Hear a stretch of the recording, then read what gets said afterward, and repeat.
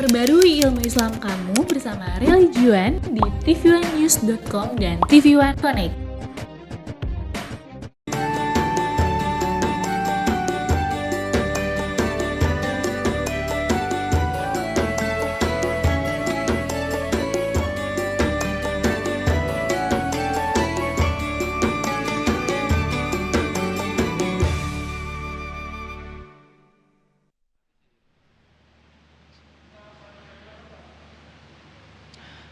Assalamualaikum warahmatullahi wabarakatuh.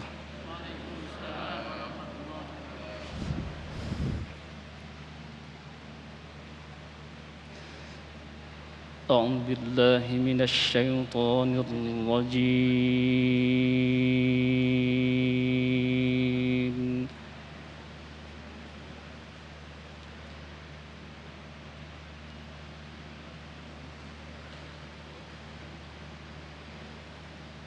Bismillahirrahmanirrahim.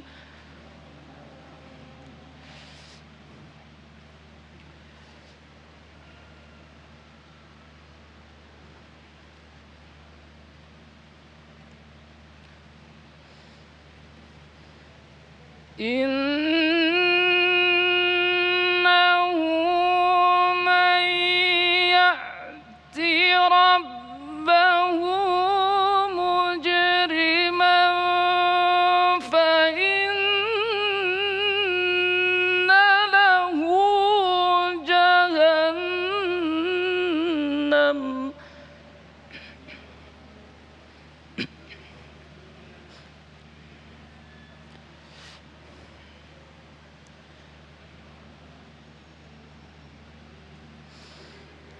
فإن له جهنم لا يموت فيها ولا يحيا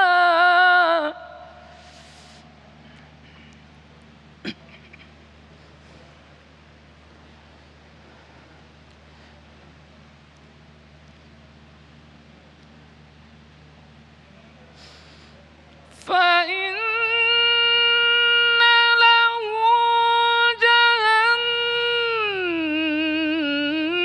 جهنم لا يموت فيها ولا يحيا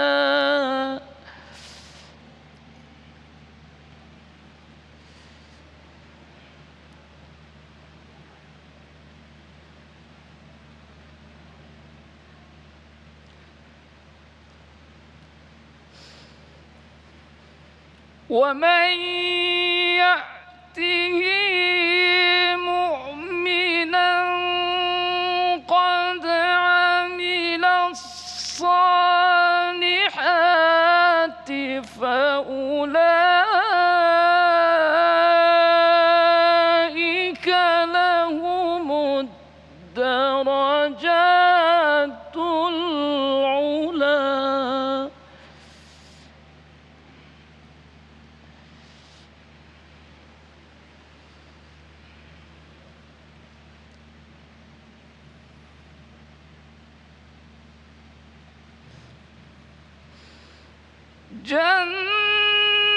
جنات عدن تجري من تحتها الأنهار خالدين فيها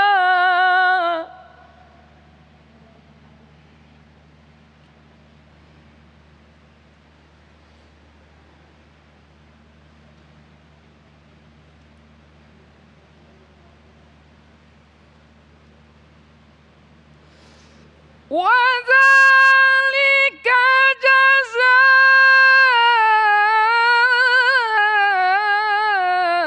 جزاء من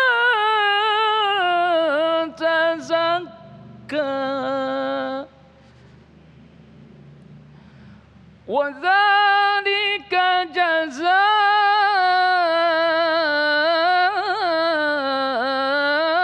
من تزكى صدق الله العظيم ثم السلام عليكم ورحمة الله وبركاته. Assalamualaikum warahmatullahi wabarakatuh. Alhamdulillahirabbil alamin. Allahumma shalli ala sayyidina Muhammad wa ala ali sayyidina Muhammad. Bersyukur kita dipertemukan kembali dalam safari Ramadan kita Damai Indonesiaku spesial bulan suci Ramadan. Dan alhamdulillah dalam kesempatan kali ini kita kembali tayang dari Masjid Darul Jannah, Jalan Raya Taman Cimanggu, Bogor. Pemirsa, kita akan mengangkat tema berkaitan dengan penyucian jiwa. Tentu saja kita harus mengenal siapakah sesungguhnya yang disebut dengan jiwa. Itulah tema yang kita angkat dalam kesempatan kali ini bersama Ustadz Jumharudin dan Ustadz Latif. Seperti biasa, bagi Anda yang ingin mengajukan pertanyaan, kami persilakan Anda mengirimkan melalui Instagram di @damai_tv1 dengan hashtag menyucikan jiwa. Inilah Damai Indonesiaku yang dipersembahkan oleh Sarung Wadimor, tentu sarung kita. Silakan Ustadz. Assalamualaikum warahmatullahi wabarakatuh.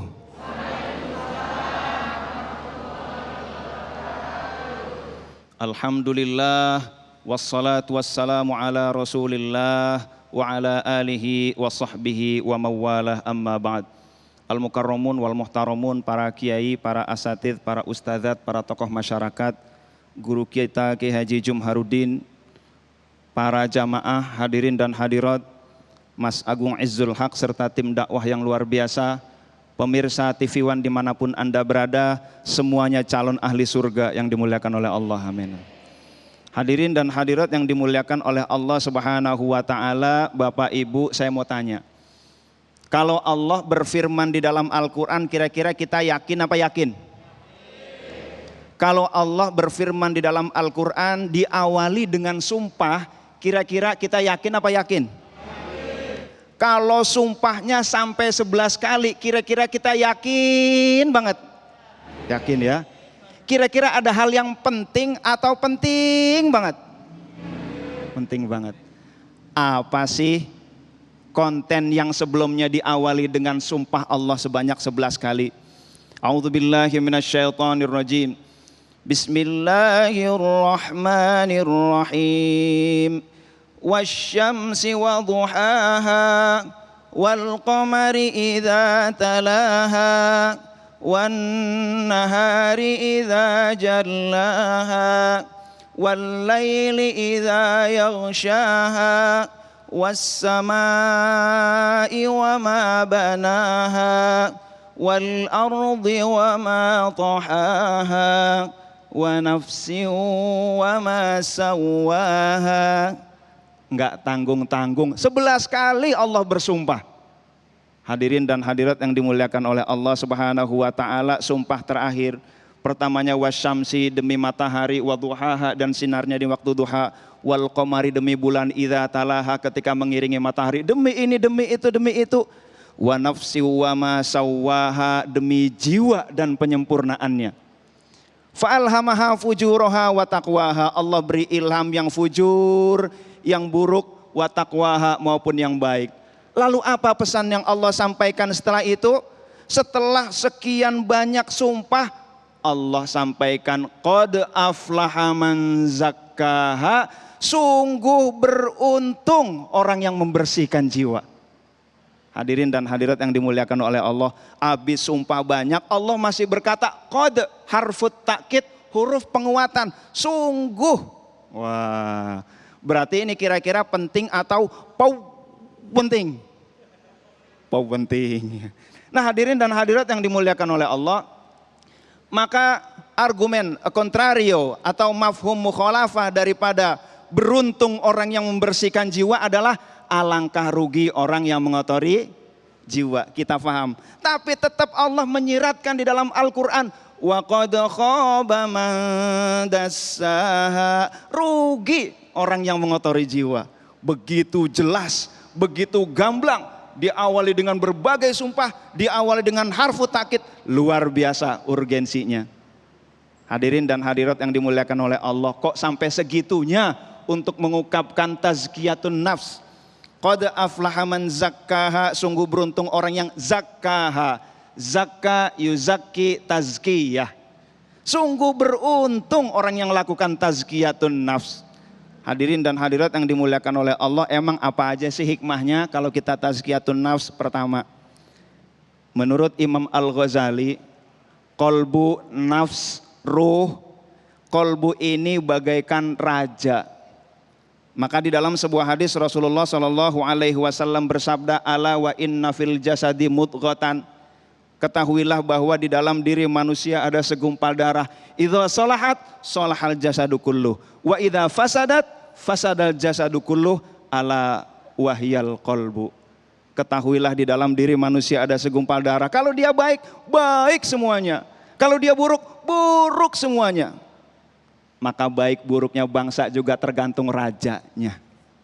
Hadirin dan hadirat yang dimuliakan oleh Allah, Fudail bin Iyad seorang sufi berkata, seandainya saya hanya diberikan satu doa yang dikabulkan oleh Allah, saya akan meminta pemimpin yang baik. Wahai Fudail, apakah kamu gak ingin punya anak yang baik? Iya, saya pengen. Tapi kalau anak saya baik, paling yang baik juga yang ikut baik orang-orang sekitarnya.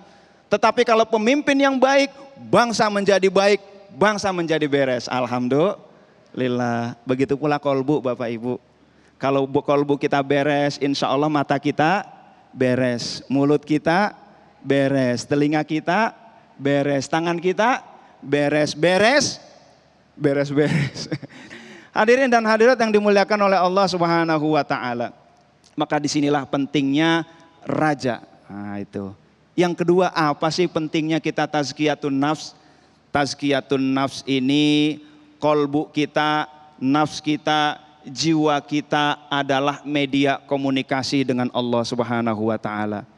Di dalam hadis Rasulullah Sallallahu Alaihi Wasallam riwayat Muslim, beliau bersabda bahwa innallaha la yanzuru ila ajsadikum wala ila suwarikum walakin yanzuru ila qulubikum. Allah tidak lihat jasad dan rupamu, yang Allah lihat adalah qalbumu. Ketika sholat oke 8, sholat raweh ada yang 20, yang Allah lihat kamu ikhlas apa enggak, kamu khusyuk apa enggak. Bukan berapa banyaknya sedekah, itu juga penting. Tetapi yang Allah lihat bagaimana kualitas keikhlasannya, ujung-ujungnya qalbu. Kalau ujung-ujungnya yang dilihat oleh Allah adalah kolbu, kira-kira membersihkan kolbu penting atau penting banget? Penting banget. Nah hadirin dan hadirat yang dimuliakan oleh Allah Subhanahu wa Ta'ala, maka mari kita di momen yang mulia ini, di momen yang barokah ini, kita bersihkan kolbu kita. Kita sehatkan kolbu kita.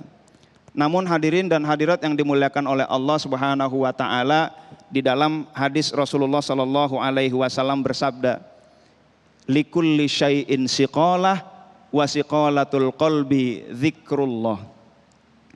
Tiap segala sesuatu ada alat pembersih. Lantai ada alat pembersih, kaca ada alat pembersih, karpet ada alat pembersih. Alat pembersih banyak, masing-masing punya.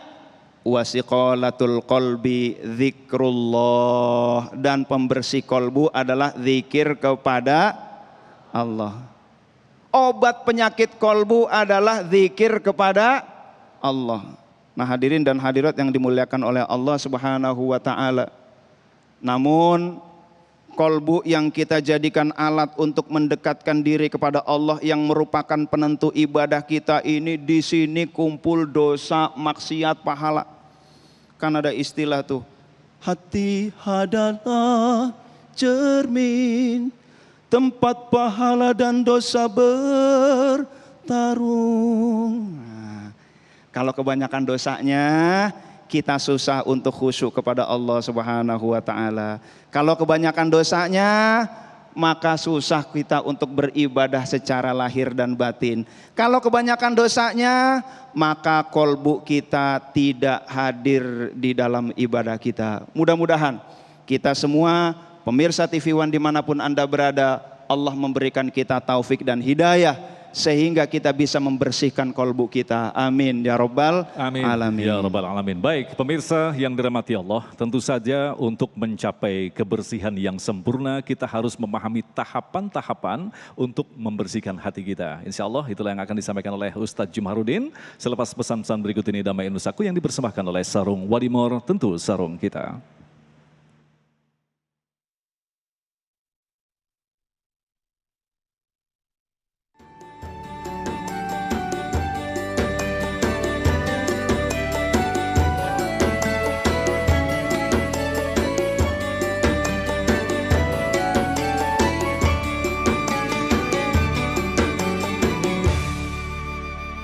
Terima kasih pemirsa, Anda masih bersama kami Damai Nusaku yang mengangkat tema tentang Tazkiyatun Nafs. Dalam segmen berikut ini Ustadz Jumahrudin akan menjelaskan kepada kita tahapan-tahapan yang harus kita pahami dalam rangka membersihkan jiwa kita. Dan sekali lagi kami persilakan kepada para jemaah yang ada di Masjid Darul Jannah untuk mempersiapkan pertanyaannya. Insya Allah di segmen 3 nanti kita akan jawab bersama guru-guru kita. Silakan Ustadz Jumahrudin. Assalamualaikum warahmatullahi wabarakatuh.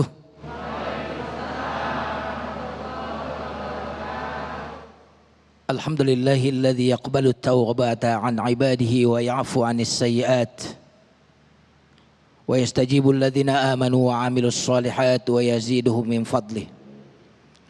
Allahumma salli wa sallim wa barik ala nabiyyina Muhammadin sallallahu alaihi wasallam wa ala alihi wa ashabihi ajma'in, amma ba'd.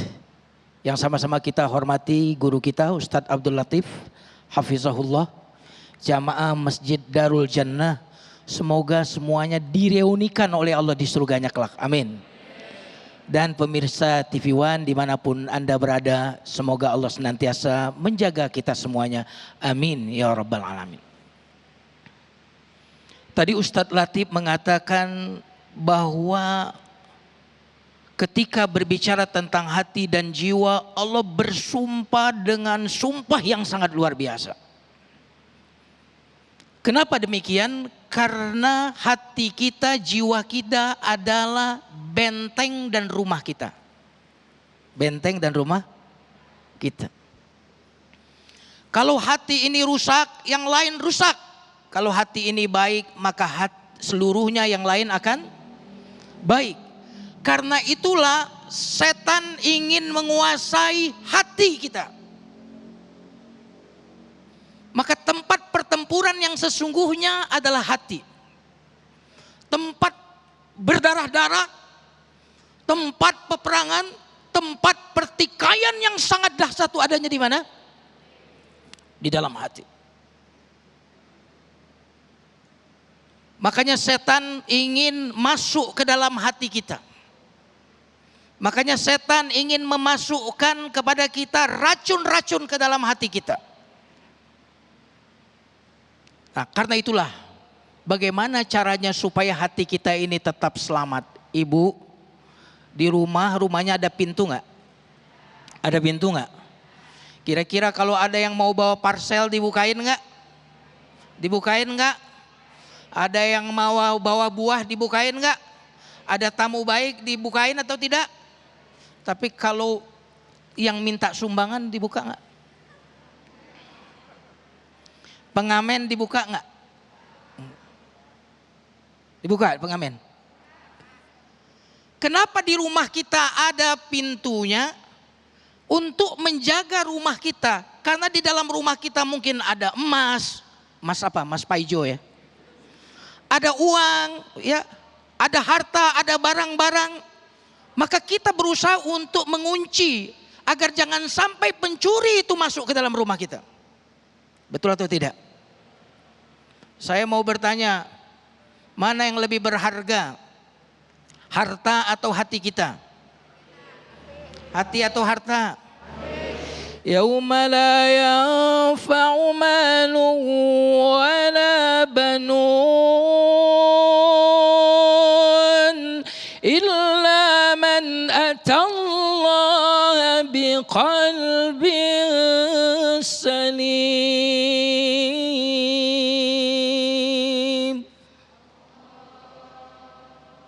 Tidak ada gunanya harta dan anak kecuali yang datang kepada Allah membawa hati yang bersih. Berarti mana yang lebih kaya? Orang yang kaya hatinya atau kaya hartanya? Yang benar. Harta nggak ada gunanya nanti pada Allah. Tetapi yang berguna adalah orang yang memiliki kekayaan hati.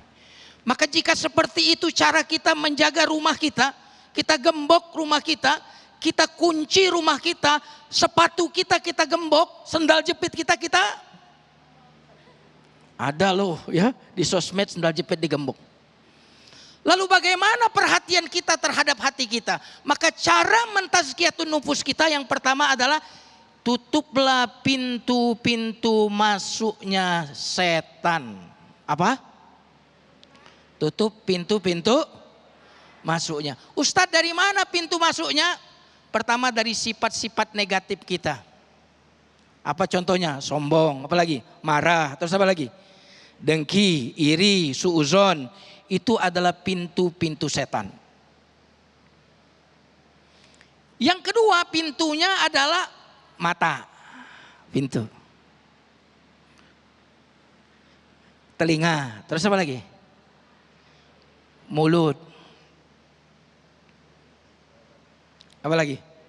Mulutnya ini sekarang. Ininya pendiam tapi tangannya cerewet. Ada ayatnya tuh. Al-yawma nakhtimu ala afwahihim wa tukallimuna aydihim wa tashhadu arjuluhum bima kanu yaksibun.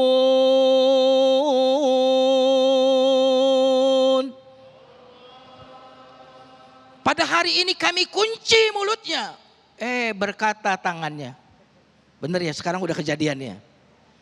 Maka ini juga pintunya setan.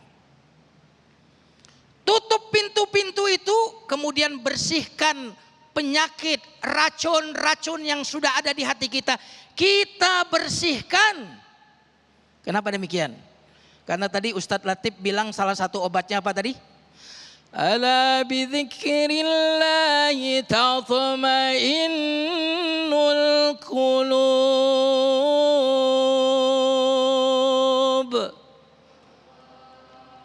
Ingatlah dengan zikrullah, hati ini akan menjadi selamat, akan tenang.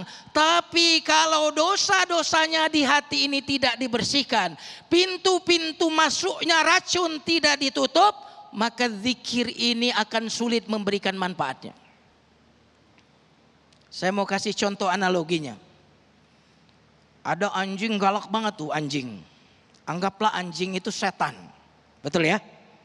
Setannya manusia itu adalah anjing. Ya. Kita bawa daging. Daging kesukaan anjing nih. Tuh lewat. Pas lewat anjingnya menggonggong, guk guk guk.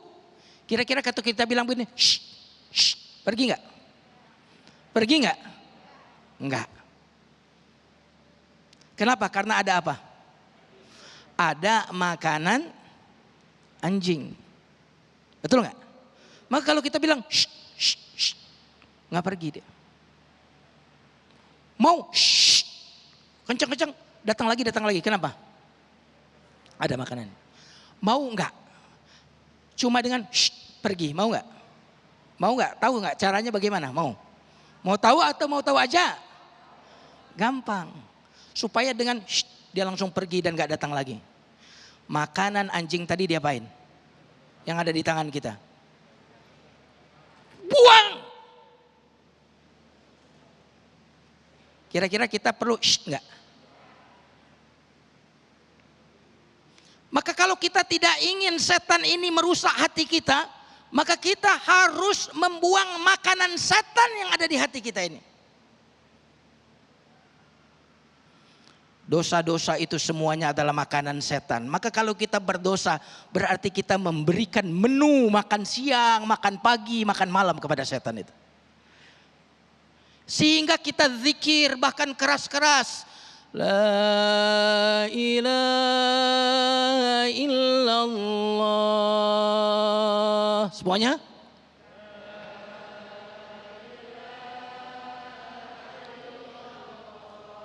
La ilaha illallah.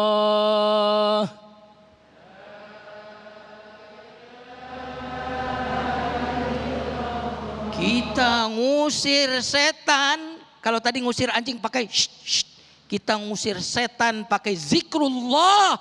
Tetapi makanan setan itu masih ada di dalam hati kita. Iri, dengki, semuanya masih ada. Maka sebanyak apapun zikir kita, setan tidak akan pergi. Bu, dengarkan ini ya. Sebuah wadah akan menerima apapun yang diletakkan di wadah itu dengan syarat tidak ada yang berlawanan dengan yang mau kita isikan di wadah itu. Ibu naruh kue, kira-kira piringnya kalau ada tai cicak dibersihin nggak? Dibersihin dulu baru kita taruh kue. Allah tidak akan pernah bersemayam di hati kita sampai kotoran yang ada di hati kita bersihkan. Masya Allah, subhanallah. Terima kasih guru-guru yang kita cintai yang telah memberikan gambaran kepada kita muqaddimah bagaimana sesungguhnya kita harus membersihkan jiwa kita, diibaratkan wadah. Jiwa kita jangan biarkan kotor dan menyiapkan diri untuk memanggil setan karena itu adalah makanan syaitan. Insya Allah kita akan jawab pertanyaan-pertanyaan dari para jamaah. Tentunya selepas pesan-pesan berikut ini tetaplah bersama kami Damai Indonesiaku.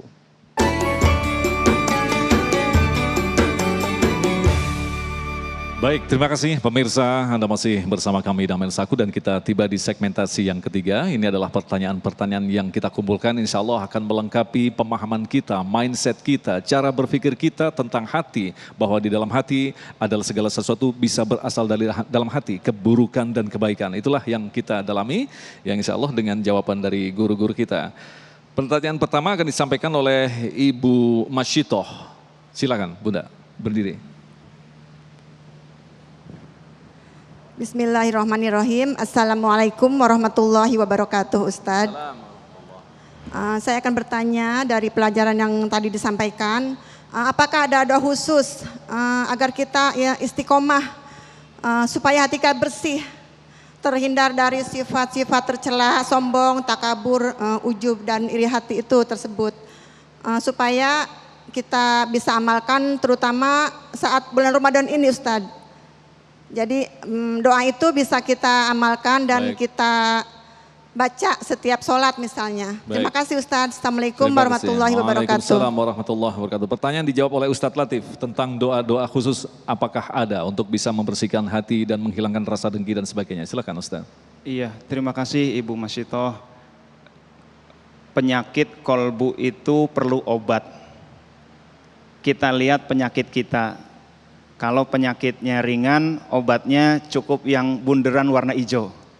Kalau penyakitnya agak parah, bunderannya warna biru. Tapi kalau penyakitnya parah banget, bunderannya warna merah, ada tulisan Kak, khusus pakai resep dokter. Kita lihat penyakit kolbu kita yang mana. Repotnya penyakitnya parah, minum obatnya yang bunderan warna hijau. Saya udah zikir terus kenapa enggak kolbu enggak tentram-tentram juga. Nah, puluhan tahun saya sholat nggak khusyuk, berarti penyakitnya parah. Saya udah zikir, rajin zikir, tapi masih rajin marah, berarti penyakitnya parah. Kok ibadah males banget, penyakitnya parah. Berarti ini ibarat obat, jangan pakai yang hijau. Obat itu pakai yang merah ada K. Maksudnya apa? Harus dengan resep dokter. Kaitannya dengan zikir bagaimana? Zikir ada yang diijazahkan. Maka zikir yang dosis tinggi itu perlu ijazah. Insya Allah ketika zikir itu diijazahkan oleh seorang ulama, lalu kita mahabbah kepada ulama tersebut dekat kepada Allah, maka dia akan membawakan cahaya dari Allah kepada kita, berbuah istiqomah.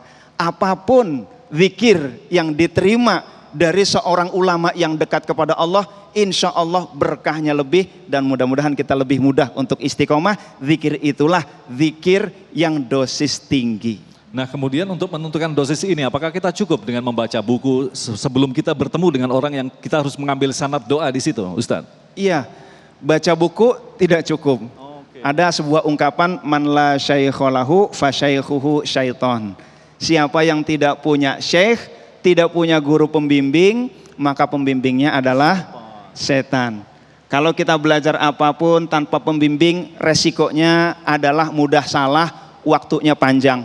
Kalau kita waktunya cukup, kalau waktunya cuma sedikit, maka kita cari pembimbing, kita cari mentor, kita cari murabbi, kita cari mursyid. Masya Allah. Terima kasih. Selanjutnya kami persilakan kepada Bapak Rohdian yang akan dijawab oleh Ustadz Jumharudin. Tafadhol. Assalamualaikum warahmatullahi wabarakatuh. Ustaz. Pertanyaan dari saya adalah bagaimana zikir, seperti apa zikir yang efektif itu, lalu bagaimana cara pengaplikasiannya zikir itu ke dalam diri kita agar efektif dalam membersihkan kolbu. Sekian dari saya. Luar biasa pertanyaan. Silakan Ustaz Jumar. Makasih, pertanyaan yang sangat luar biasa.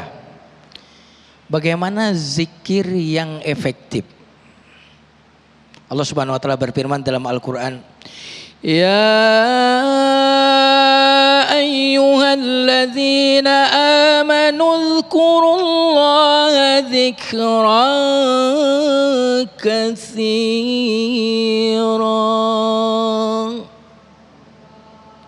Wahai orang yang beriman, berzikirlah kepada Allah dengan zikir yang banyak. Tidak ada kalimat zikir kecuali ada kata banyak di dalam Al-Quran. Kenapa? Karena ada 3 kelompok. Yang pertama orang yang gak berzikir, kafir. Yang kedua ada orang yang berzikir tapi dikit, munafik.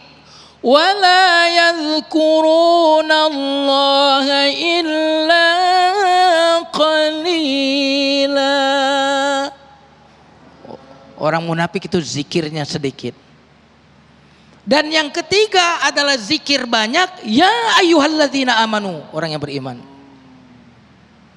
Berarti zikir itu tidak akan banyak manfaatnya jika sedikit.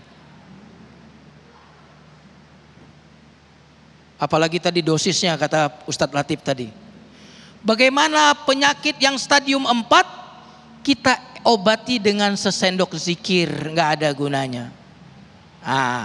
Yang kedua, ketika zikir ya, kita harus mengamalkan isi zikir itu di dalam diri kita. Allahu Akbar, Allahu Akbar, Allahu Akbar, Allahu Akbar.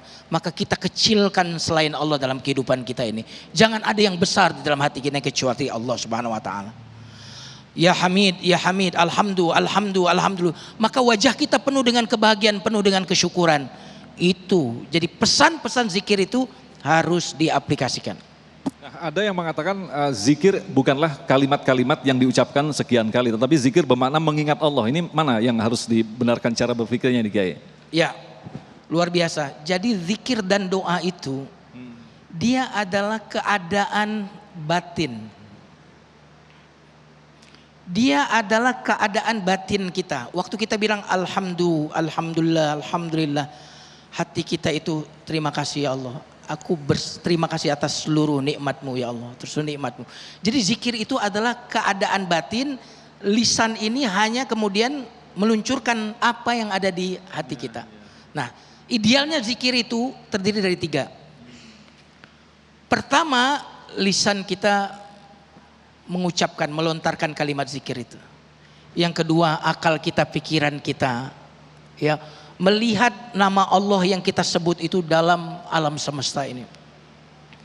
La ilaha illallah, la ilaha.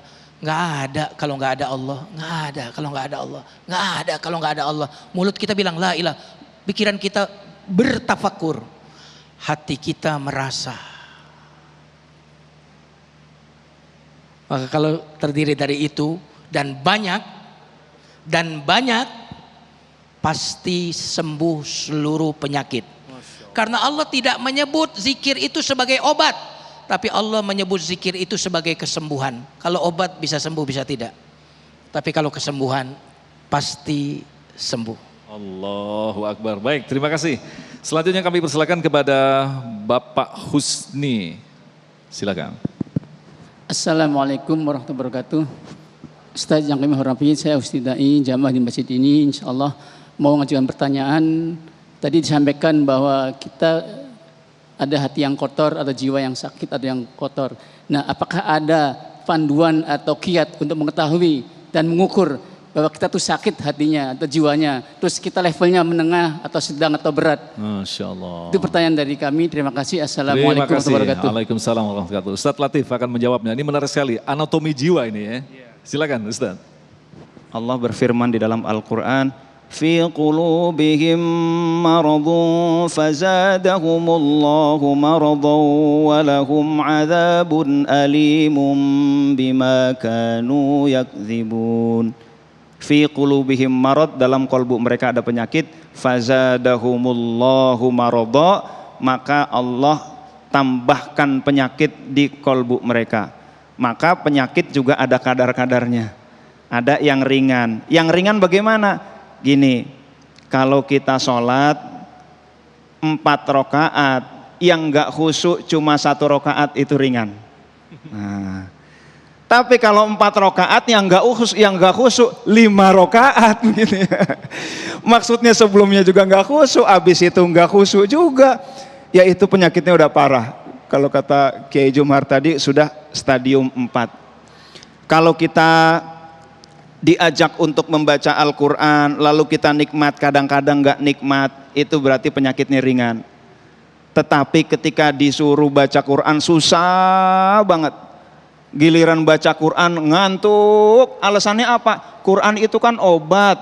Ini juga saya susah tidur jadi obat ngantuk gitu ya. Ya Allah, diajak ibadah susah. Giliran ibadah nggak khusyuk. Yang tadi zikir terus, marah juga rajin. Sholat terus nggak khusyuk-khusyuk, berarti ini parah. Jadi pertama lihat adalah frekuensinya tentunya. Dari kuantitas itu kita bisa lihat kita ini tingkatan penyakitnya ringan, sedang atau parah. Mendingan kita ngaku parah daripada ngaku ringan. Begitu. Karena kalau yang kenyataan kita parah, ternyata kita ngambil obatnya yang ringan, nggak sembuh-sembuh. Mendingan kita tadi kata Pak Kiai Jumhar, ya ayyuhalladzina amanu dzkurullaha dzikran katsiran wasabbihuhu bukratan wa asila. Perbanyak zikir sebanyak-banyaknya. Ketika penyakit ini udah sembuh, apa konversi Allah? Allah angkat derajat kita terus, semakin lama semakin bertakwa, dan takwa hahuna, takwa ini ada di kolbu kita. Nah Ustadz Jumahrudin mungkin bisa melengkapi jika ada pertanyaan ketika tadi dituntut kita untuk mengetahui menilai diri sendiri. Justru orang yang terkena penyakit hati merasa dirinya benar. Lantas bagaimana kita bisa mengetahui bahwa kita harus menggunakan dosis ini sampai sekian? Bagaimana penjelasannya Ustadz? Jadi parahnya ini makanya kenapa penyakit hati. Karena banyaknya orang yang tidak merasa ketika punya penyakit hati itu penyakit. Dan hukuman terberat bagi hati yang berpenyakit adalah ketika dia tidak merasa berpenyakit. Karena kalau hati yang sehat, ketika dia melihat maksiat, dia gelisah langsung. Ketika ada perbuatan buruk, dia langsung gelisah. Itu hati yang sehat. Akan tetapi hati yang berpenyakit, salah satu tambahan tadi adalah dia tidak lagi merasa terluka hati ketika bermaksiat. Bahkan dia makin berani bermaksiat dan kehilangan selera untuk taat. Karena tidak akan pernah berkumpul rasa nikmatnya taat dengan rasa nikmatnya maksiat. Orang yang masih menikmati maksiat tidak akan pernah mampu menikmati ketaatan. Maka jika kita kok tadi kata Ustadz Latif, sholat nggak khusyuk, nggak nikmat, nggak kuat lama, kenapa? Itu hati yang berpenyakit, nggak ada selera. Sebagaimana badan yang berpenyakit tidak selera dengan makanan apapun, maka hati yang berpenyakit tidak selera untuk makan makanan rohani seperti ibadah-ibadah ini. Padahal itu yang paling bermanfaat bagi dia. Makanya ketaatan bagi hati seperti makanan sehat bagi tubuh kita. Terima kasih Kiai, luar biasa sekali, dan kita masih menyimpan beberapa pertanyaan yang insya Allah nanti kita akan jawab selepas pesan-pesan berikut ini. Damai Indonesia Kuring dipersembahkan oleh Sarung Wadimor, tentu sarung kita.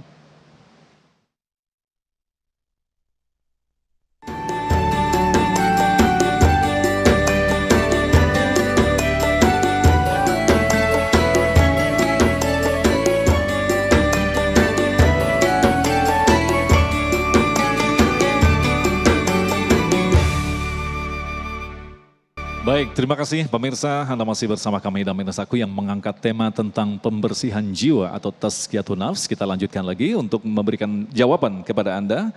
Berikutnya kami persilakan kepada Ibu Siti Alfiah. Silakan berdiri, Bu. Akan dijawab oleh Ustadz Jumharudin pertanyaan ini.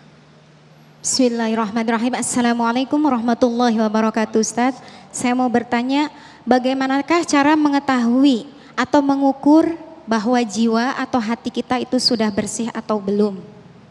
Sekian, wassalamualaikum warahmatullahi wabarakatuh. Waalaikumsalam. Silakan Ustaz Jumal. Jamaah sekalian yang dimuliakan Allah, pertanyaan yang sangat bagus. Bagaimana caranya mengukur jiwa kita itu bersih atau tidak? Jiwa itu ada 3. Jiwa yang ammarah, وَمَا أُبَرِّئُ نَفْسِي إِنَّ النَّفْسَ لَأَمَّارَةٌ بِالسُّوءِ. Ini jiwa yang paling buruk. Demennya, senangnya, bahagianya kalau maksiat. Ini jiwa yang pertama. Jiwa yang paling rendah. Yang di tengahnya, kebanyakan kita ada di sini.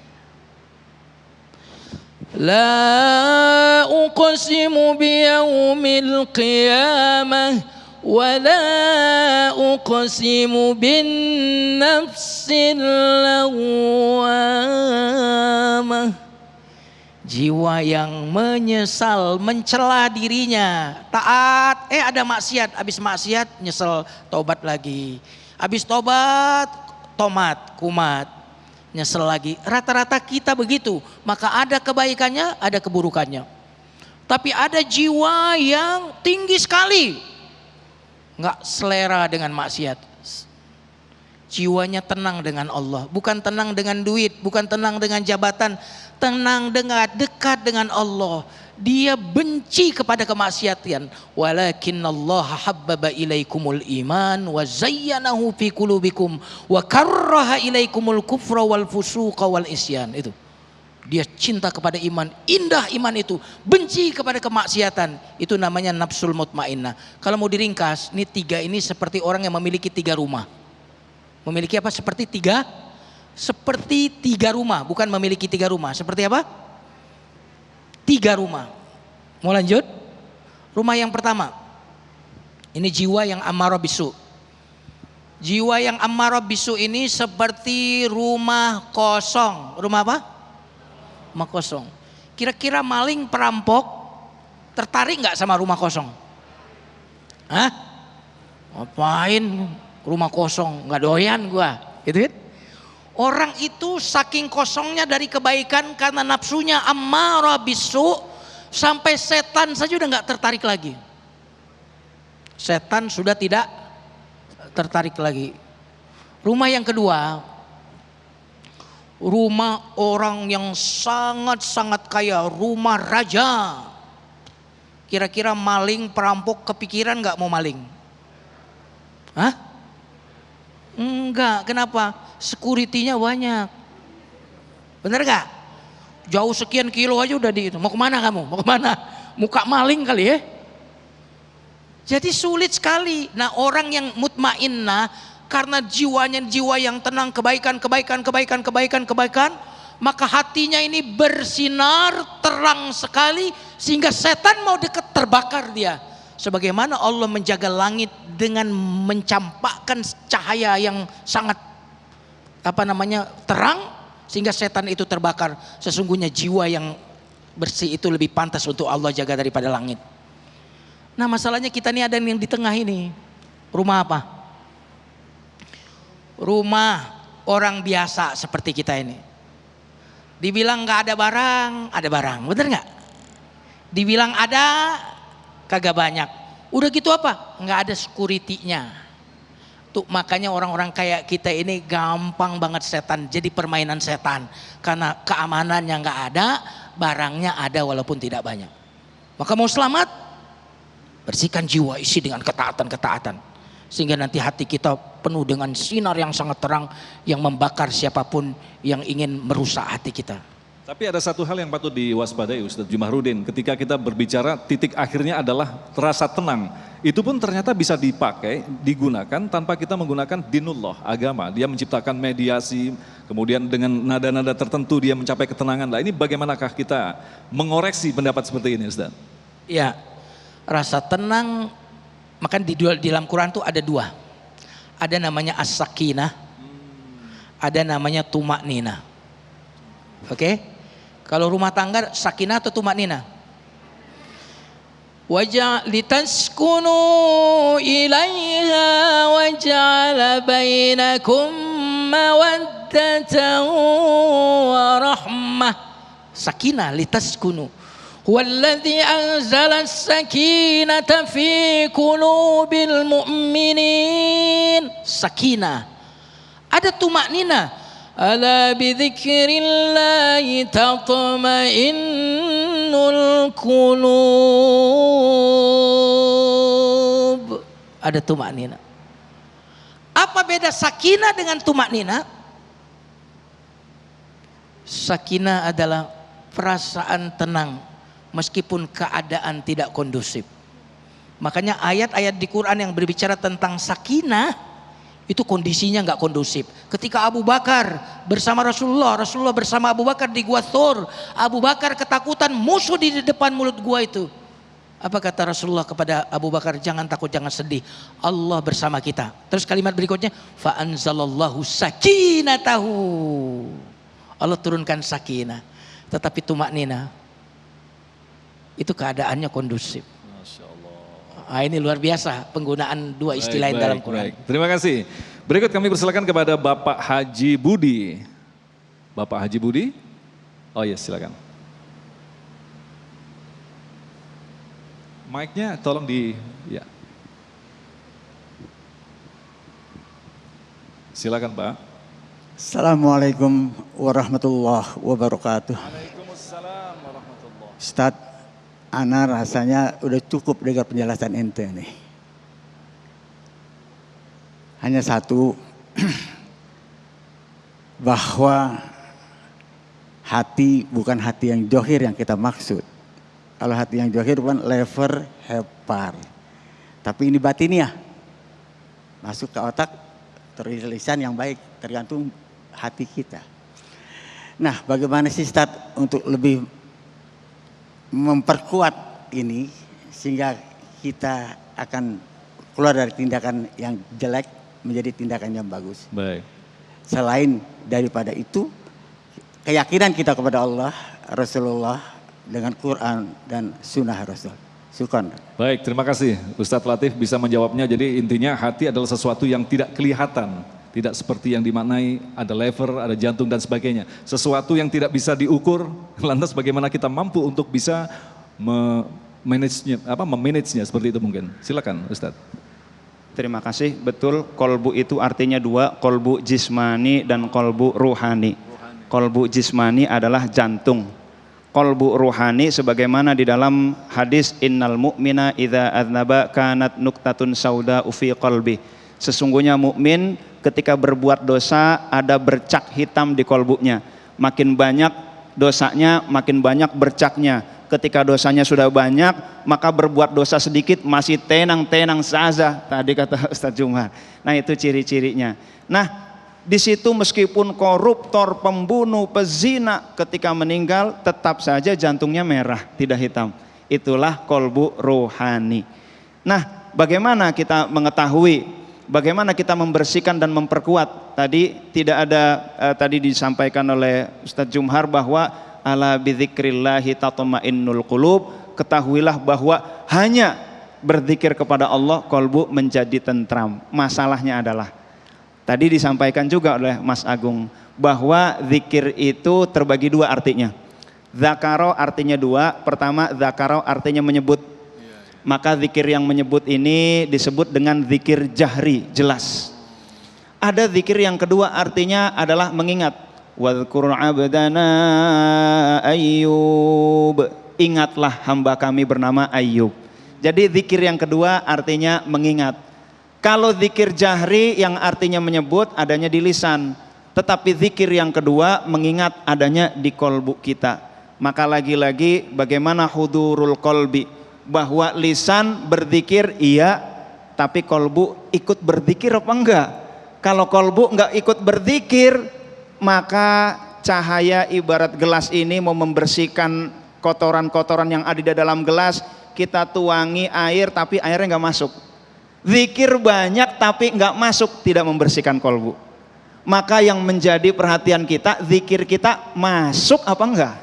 Selama tidak masuk, berapapun banyaknya tidak bisa membersihkan kolbu. Dan cara tahu salah satunya adalah al-mu'min mir'atul mu'min.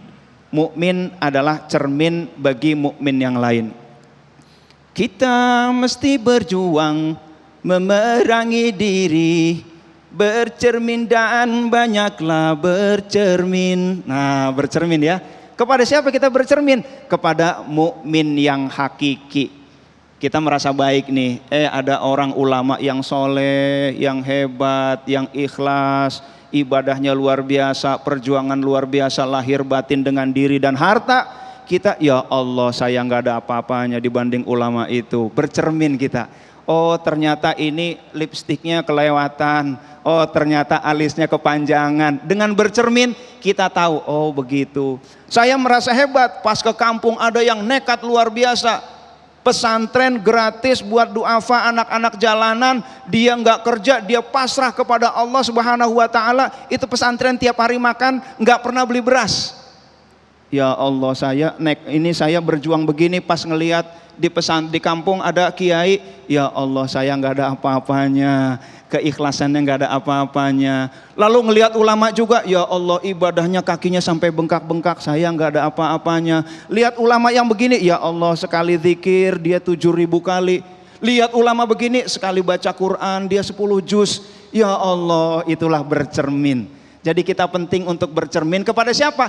Pastikan kita bercermin kepada mukmin. Dengan bercermin kita tahu sebetulnya kita ini sudah betul atau belum. Masya Allah. Terima kasih Ustadz. Selanjutnya pertanyaan berikut dari Ibu Endeh. Mbak Endeh, Ibu Endeh silakan. Oh iya silakan. Ustadz Jumhar akan menjawabnya. Bismillahirrahmanirrahim. Assalamualaikum warahmatullahi wabarakatuh. Ustadz, saya mau nanya, ada orang tuh rajin sholatnya, terus mengajinya pun pinter kayak udah fasih, tapi kolbunya masih, hatinya itu masih jolim sesama orang, terus jahat begitulah sesama orang tuh, kayaknya pengennya gimana gitu. Jadi bagaimana menghadapi orang seperti itu, masih punya hati jolim dan jahat sama manusia, itu aja. Menarik sekali. Intinya adalah dia rajin sholat, tetapi masih ada sisi-sisi kedoliman yang muncul di situ. Ini bentuk hati seperti apa ini Ustaz Jumar? Subhanallah. Itu karena dia justru rajin ibadah jadi begitu. Karena kalau dia nggak rajin ibadah lebih parah lagi. Gitu Mas Agung. Itu dia begitu, udah rajin ibadah itu. Karena rajin ibadah masih begitu. Masih ada yang rem gitu ya? Iya, masih ada remnya. Kalau dia nggak rajin ibadah lebih parah lagi itu. Nah, jadi bagaimana caranya menghadapi orang begitu? Kita menauladani nama Allah Ar-Rahman. Allah yang menyayangi semua makhluk. Kasihan orang itu ya sudah ngaji begitu, kasihan. Sehingga kita semangatnya bukan ingin menghakimi, tetapi semangatnya bagaimana orang itu kemudian bisa memperbaiki diri. Karena di dalam surat Al-Ghasyiyah, Hal ataka hadithul ghasyiyah, nanti ada amilatun nasibah tasla naran hamiyah. Amilah, rajin ibadah, nasibah, sampai capek, sampai lelah, tetapi tasla naran hamiyah adalah orang-orang yang ibadahnya tidak memperbaiki akhlaknya itu. maka kasihanilah dia. Itu caranya.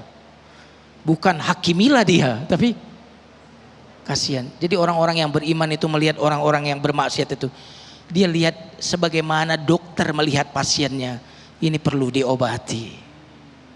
Itu wallahu a'lam bishawab. Nah, Kiai, sayang sekali kita sudah ada waktunya habis gitu. Padahal tadi mau kita dalami lagi, tapi insya Allah kita akan tampilkan tema yang sangat menarik ini di episode selanjutnya. Dan setelah ini kita bisa menyaksikan kembali tayangan yaitu Hikmah Kehidupan dengan mengangkat tema pesantren anak jalanan. Kami akan kembali selepas pesan-pesan berikut ini. Damai Indonesiaku.